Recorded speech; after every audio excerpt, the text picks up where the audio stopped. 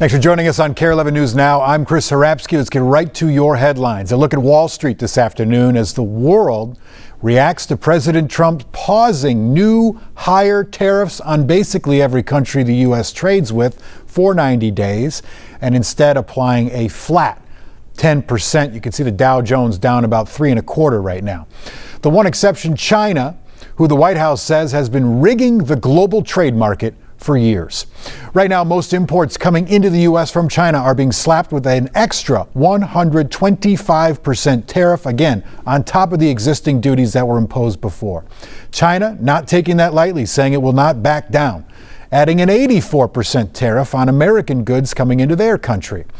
They're also threatening to reduce the number of American film imports and cut off talks about fentanyl cooperation. The main goal of all of this, for the U.S. is to get China to come to the negotiating table, which the White House says is always open. Just this afternoon, the president adding that several countries are already trying to cut a deal. Everybody wants to come and make a deal, and we're working with a lot of different countries, and it's all going to work out very well. I think it's going to work out really very well. Again, there'll be a transition cost and transition problems, but in the end, it's going to be a beautiful thing.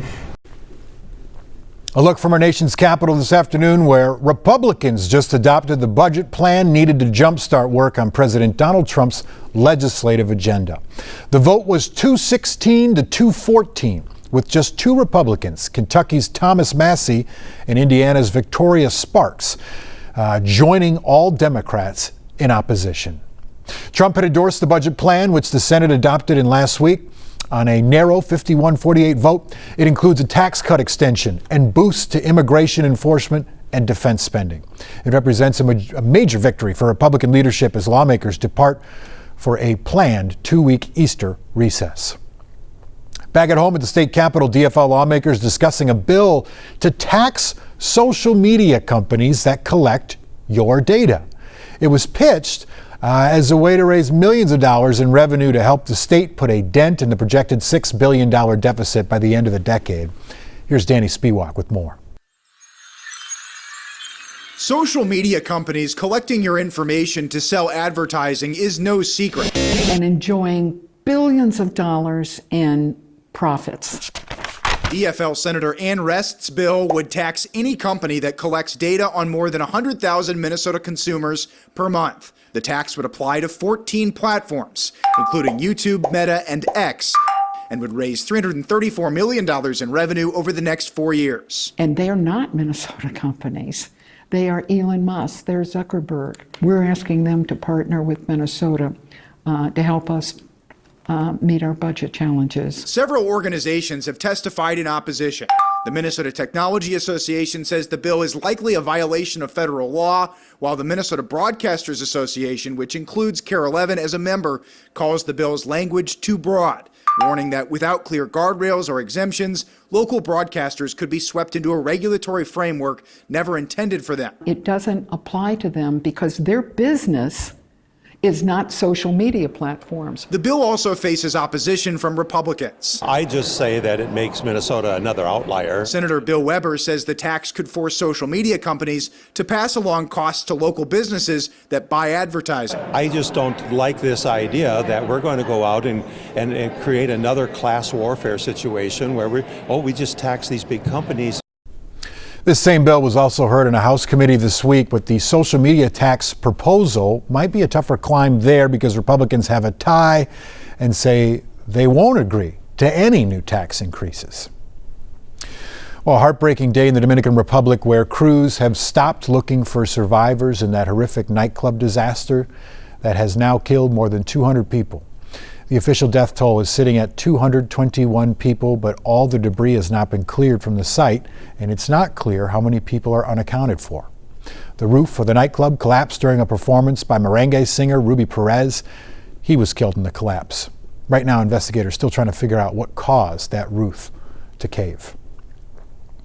Ksenia Karelina, an American ballerina imprisoned by Russia for more than a year for treason, is on her way back home after she was suddenly freed overnight.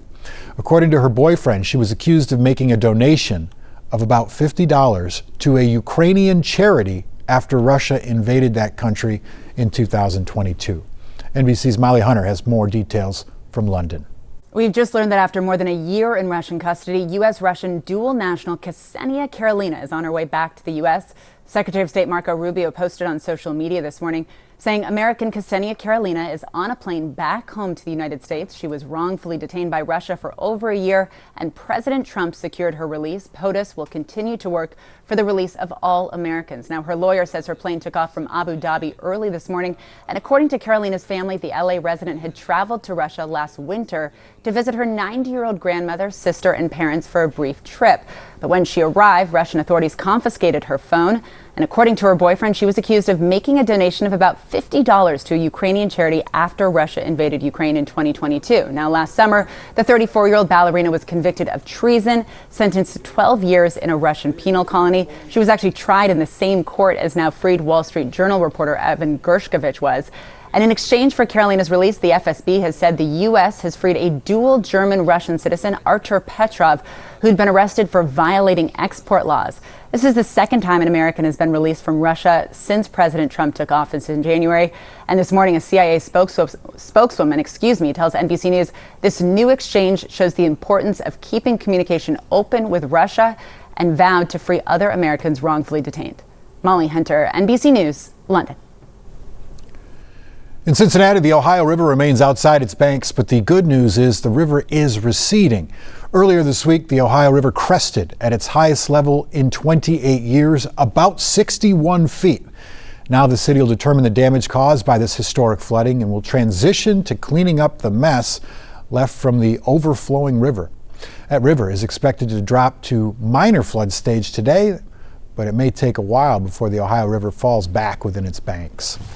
Over to Kentucky, they're just starting to see the damage horrendous flooding has caused there.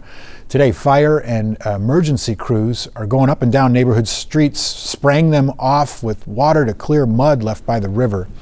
For now, Mother Nature's cooperating in that area with some light rain expected later today. When Sequest Roseville shut down in February, hundreds of animals were left behind. Now we can report they're all officially rehomed thanks to the careful coordination of the multiple zoos and aquariums. Here's Ian Russell. At the Minnesota Zoo, guests come and guests go, but the ones that stay, This is actually her first day on exhibit. tend to be a little more special. One of our newest residents, this is Chewy. This Linnaeus two-toed sloth is getting used to her new home, hopefully a permanent one. And can meet our guests face to face. Director of Animal Care Kurt Heisman says Chewy is one of 128 new animals now calling the Minnesota Zoo home, including this armadillo and this tarantula. We're really happy that all the animals have been moved out of that facility and have a second chance at their life going forward. Those animals came from the now shuttered Sequest location at the Rosedale Center.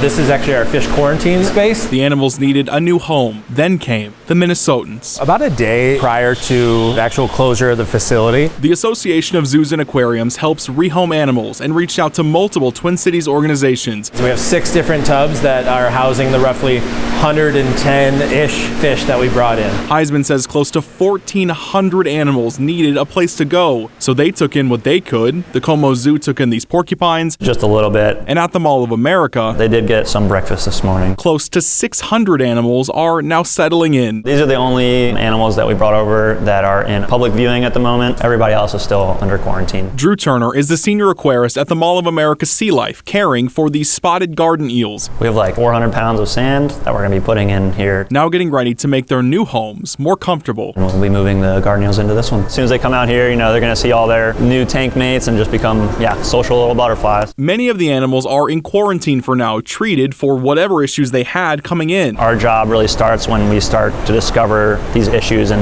the treatment that these animals need to thrive. At both Sea Life and the zoos, guests come and guests go, We're really excited to introduce these animals to be able to provide that home and provide that space. now making these new guests feel It's a big undertaking. at home. These animals have a new life. That's how we're kind of looking at it, with the utmost quality and care that we can possibly give them. It might be a little bit before all of those animals are out on display. Both Sea Life and the Minnesota Zoo say they'll only be put out there when they're healthy and ready to go. At the zoo tonight, I'm Ian Russell, KARE 11 News. The Lake Superior Zoo also took animals in, as did facilities in Chicago, Pittsburgh, Texas, and Illinois. Stick with us. We got more news and weather coming up after the break.